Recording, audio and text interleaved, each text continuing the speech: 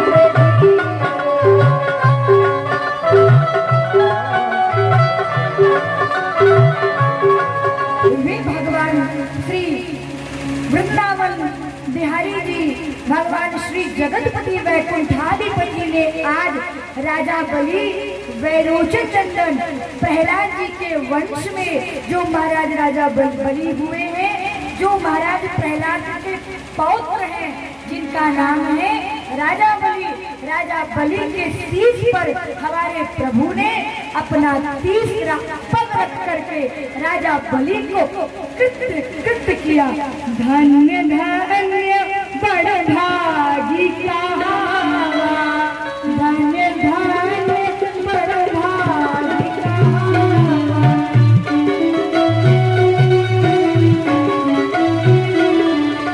धन्य धन्य बड़ भागी का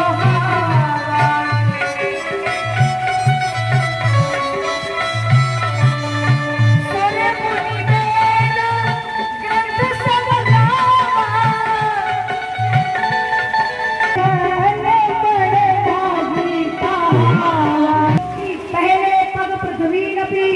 दूजे में आकाश और तीजे में कुछ बचा नहीं राजा बलि के पास। आज वही तीसरा पद राजा बलि के शीश पर हमारे प्रभु ने सजाया है और राजा बलि ने कहा, प्रभु आज मैं धन्य धन्य हो गया। भगवान बोले, राजा बलि मांग लो, तुमको क्या चाहिए राजा बलि, आज मैं अति प्रसन्न हूँ, वरदान मांगो। राजा बलि ने पहले ही कह दिया था, जब गुरु जी ने मना किया कि राजा बलि ये कोई और नहीं, छलिया यवन किशोर श्री हरि विष्णु तुमसे दान मांगने के लिए 52 रूप में आया है। तो राजा बलि ने क्या कहा कि प्रभु गुरु जी आज यदि राजा बलि के पास तीनों लोगों का स्वामी यदि भीख मांगने आया है, तो मैं राजा बलि वचन देता हूँ कि जगतपति को मेरे पास जो भी कुछ है आज मैं जगदीश्वर को प्रदान करके ही रहूंगा। और जैसे ही जगदीश्वर ने दान को प्राप्त किया, जगदीश्वर ने कहा राजा बलि मांग लो, तो राजा बलि ने क्रोधा अवरुद्ध शब्दों का प्रयोग करते हुए प्रभु से कहा कि हे राज, भिखारियों से भिक्षा नहीं मांगी जाती, क्योंकि राजा बलि के पास मांगने आप आए थे, राजा बलि आपसे मांगने के लिए कदापि नहीं गया था। भगवान फिर भी बोले मांग लो मांग लो मांग लो। तो राजा बलि की पत्नी विंध्यावली ने कहा शंख चक्र गदा पाणो, जो शंख चक्र गदा पद्म को धारण करने वाले भगवान श्री हरिनारायण यदि कहते हैं तो मांग लीजिए ना, क्या जाता है। राजा बलि ने कहा प्रभु यदि आप लेना चाहते हैं तो राजा बलि जिस दरवाजे से निकले उसी दरवाजे पर खड़े होकर चक्र गदा पाणो ते दर्शनो लभा। जिस दरवाजे से राजा बलि निकले उसी दरवाजे पर आप शंख चक्र गदा पद्म को धारण करते हुए इस राजा बलि को दर्शन देंगे प्रतिदिन। यदि देखना चाहते हैं तो प्रभु ऐसा ही वरदान दीजिए, हमें और कोई वरदान की आवश्यकता नहीं। देखिए राजा बलि को भगवान वरदान दिए हैं। माता लक्ष्मी ने कहा प्रभु आपके बिना साकेत अब अच्छा नहीं लगता, चलिए ना प्रभु। भगवान बोले ऐसा करो, राजा बलि से मैं वचनबद्ध हूँ, रक्षाबंधन का त्योहार आ रहा है और रक्षाबंधन के त्योहार में राखी ले करके कहाँ जाना, राजा बलि के पास जाना। और जब बलि को तुम राखी बांधोगी तो बलि पूछेगा बहन क्या चाहिए, तो उसके बदले में तुम मुझे मांग लेना। माता लक्ष्मी ने कहा ठीक है।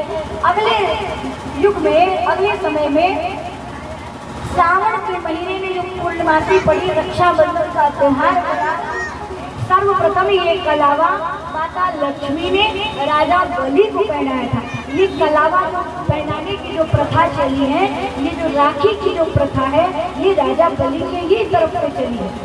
सुखदेव महामुनि कहते हैं राजा बलि को माता लक्ष्मी ने राखी बांधी और जैसे ही राखी बांधी, राखी बांधने के बाद राजा बलि ने पूछा बहन क्या चाहिए।